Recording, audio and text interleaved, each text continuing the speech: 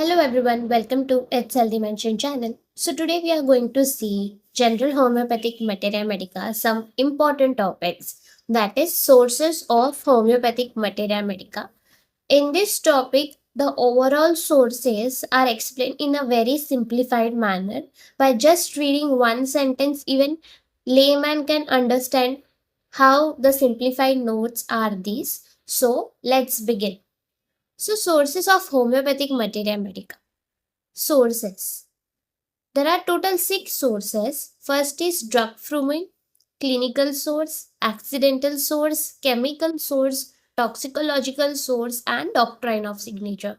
Now we are going to see each one in very small detail. Let's begin with drug proving. Drug proving is very much important and the primary source in homeopathic materia medica because all other modes of treatment used to prove their medicines on lower animals, while homeopathic drugs are proved thoroughly on healthy human beings of both sexes, that is male and female, and all age group from starting with 0 age to the death may arrive at that time from different groups. Now, through the human drug proving, we get both subjective and objective symptoms. It is very good source to build in homeopathic materia medica. Here, drug proving is very much important source and the biggest source of homeopathic materia medica. Now, next is clinical source. It is based on clinical symptoms.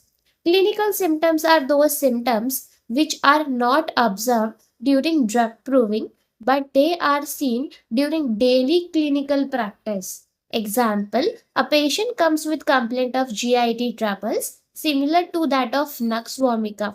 We prescribe nux vomica to that patient. In next day, patient comes with relief of not only his GIT troubles but also of his backache complaints. How this possible?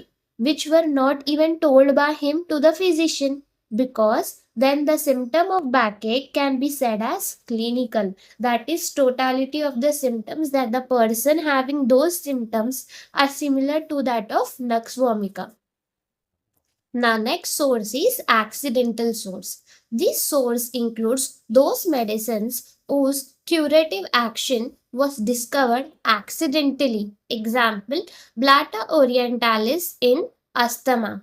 Now, next source is chemical source. It includes the knowledge of chemistry, which gives understanding about the science and symptoms of the drugs by studying their chemical and physical properties and their nature. Example, aspirin or other allopathic drugs. Now, next is toxicological source. Toxicology is a branch of science which deals with study of toxin substance on human being as signs and symptoms produced due to toxic effects of drugs can be obtained through these sources also. Now, next very important source is doctrine of signature. It is the relation of drug source to the action on human being, or it is a pseudo-rational way of ascertaining the curative power of drug substance from its physiochemical properties in its crude state. Example, drug prepared from yellow flower of gelsemium acts well in jaundice.